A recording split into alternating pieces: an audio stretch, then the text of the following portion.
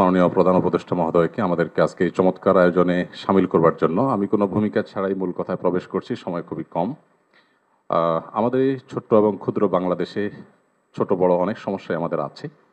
আমাদের এখানে গ্রাম থেকে শহরে ভাই ভাইয়ে যে কলহ হয়, কোন্দল হয়, সেটা পৃথিবীর অনেক দেশে কিন্তু হয় না। এই বাস্তবতাকে আমরা মনে হয় কেউই অস্বীকার করতে পারবো না। আমাদের এখানে যে রাজনৈতিক কোন্দল হয়ে আসছে 50 বছর ধরে, পৃথিবীর অনেক দেশেই কিন্তু সেটি হয় না। আমাদের অন্য যত কলহ, কোন্দল, অসম্প্রীতি এ জাতীয় যে সকল বিষয় আশয় আছে যেগুলোর আমরা সবাই সমাপ্তি কামনা করি, সেগুলোর সাথে যদি আমাদের দেশের ধর্মীয় সম্প্রীতিকে আমি তুলনা করি, আমি এদেশের একজন নাগরিক হিসাবে আমি মনে করি যে আমাদের রাজনৈতিক কলহ, ব্যক্তিগত কলহ, পারিবারিক কলহের তুলনায় আমাদের দেশের ধর্মীয় কলহ উল্লেখ করবার মতো আছে বলে আমার কাছে মনে হয় না। অবশ্য এটি আমার মনে হওয়া না হওয়াতে কিছু আসে যায় না। এটি আমাদের সম্মানিত অন্য ধর্মাবলম্বী যে সমস্ত আমাদের বন্ধুরা আছেন, ভাইরা আছেন, শ্রদ্ধেয় ব্যক্তিবর্গ আছেন, এটি তাদের আমার মনে হয় বলতে হবে। আমি শুধু এটুকু বলবো যে 5ই আগস্ট আমার ফেসবুক পেজে কয়েক মিলিয়ন ফলোয়ার্সকে লক্ষ্য করে আমি একাধিকবার লাইভে এসেছি, যেটা আমার দীর্ঘ 10-12 বছরের সোশ্যাল মিডিয়ার ইতিহাসে কখনো আসেনি। প্রত্যেকটি লাইভে আমি চেষ্টা করেছি এদেশের সর্বশ্রেণীর সাধারণ মুসলমান সহ অন্যান্য ধর্মাবলম্বীদেরকে শান্ত রাখবার আহ্বান করার জন্য। চট্টগ্রামে যখন আইনজীবী আলিফ হত্যাকাণ্ড ঘটল, সাথে সাথে আমি আমার দায়িত্ব থেকে নিজে এবং অন্যান্য আলেম ওলামাদের সাথে কথা বলেছি। আমি যতটুকু জানি এখানে অনেক সিনিয়র ব্যক্তিবর্গ আছেন, ওলামা একরাম আছেন। এদেশে ওলামা একরাম সবসময় সম্প্রীতি এবং শান্তি বজায় রাখার জন্য তারা কাজ করে চলেছেন।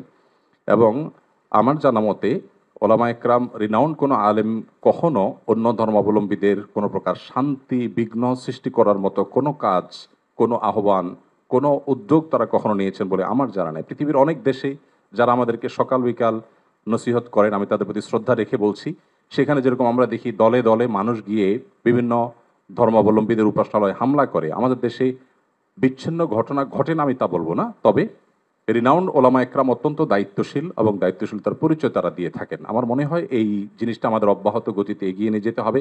আমি আমাদের অন্য ধর্মাবলম্বী যে বন্ধুরা আছেন, ভাইয়েরা আছেন, তাদেরকে বলবো প্রপাগান্ডায় আমরা যেন কোনোভাবে কান না দেই। আপনারা যদি কখনো সমস্যা বোধ করেন, আমি ব্যক্তিগতভাবে বলতে পারি আমার কথা। 5ই আগস্টে একটি হিন্দু পরিবার একজন মেজরের মাধ্যমে আমার সাথে যোগাযোগ করেছিলেন। আমি আমার সাধ্য অনুযায়ী তাদের নিরাপত্তার জন্য আমাদের যে সমস্ত ভাই বন্ধু আছে তাদের দিয়ে খুলনার একটি জায়গায় আমি ব্যবস্থা করেছি। আমার মনে হয় বাংলাদেশের যত বড় মাদ্রাসা আছে এখানে সব নেতৃত্বশীল ওলামা একরাম আছেন। আপনারা যদি কখনো কোনো মাদ্রাসায় গিয়ে বলেন যে আমাদের নিরাপত্তা বোধহয় আমরা ভয়ের মধ্যে আছি, নিরাপত্তাজনিত শঙ্কায় আছি, আমার মনে হয় আমাদের আইনশৃঙ্খলা রক্ষাকারী বাহিনী যেরকম আপনাদের পাশে দাঁড়াবে, ওলামা একরাম তাতে ন্যূনতম কার্পণ্য করবে না। যেভাবে পুজোর সময় মাদ্রাসার ছেলেরা মন্দিরগুলোকে পাহারা দিয়েছে, আমার মনে হয় পৃথিবীতে এটা বিরল একটা দৃষ্টান্ত এবং এটি কিন্তু আমাদেরকে আশা জাগায়। আমি আশা করব যে আমরা কোনো প্রপাগান্ডায় পা দেব না এবং আমরা মিলেমিশে আমাদের প্রিয় স্বদেশকে গড়ে তুলব। আমরা যে যে ধর্মে বিশ্বাসী হই না কেন, প্রিয় স্বদেশটা আমাদের সকলের। আমাদের স্বদেশে কোনো কালিমা লাগুক আমরা চাই না। আমরা সকলের সম্মিলিতভাবে ঐক্যবদ্ধ থাকতে চাই, ঐক্যবদ্ধ রাখতে চাই। আমরা যদি সবাই ঐক্যবদ্ধ থাকি তাহলে আমাদের দেশটি ভালো থাকবে, আমরা ভালো থাকবো। আমি আশা করছি আমাদের ঐক্যে কেউ চির ধরাতে পারবে না এবং এক্ষেত্রে আমাদের সীসাডালা প্রাচীরের মতো চলতে হবে।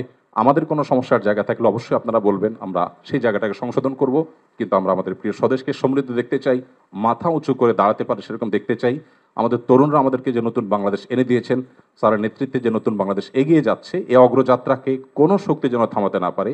আমার মনে হয় ধর্ম বর্ণ নির্বিশেষে আমাদের প্রত্যেকেরই ঐক্যবদ্ধ থাকার, ঐক্যের শপথ নেওয়ার সময় এখন সবচেয়ে গুরুত্বপূর্ণ।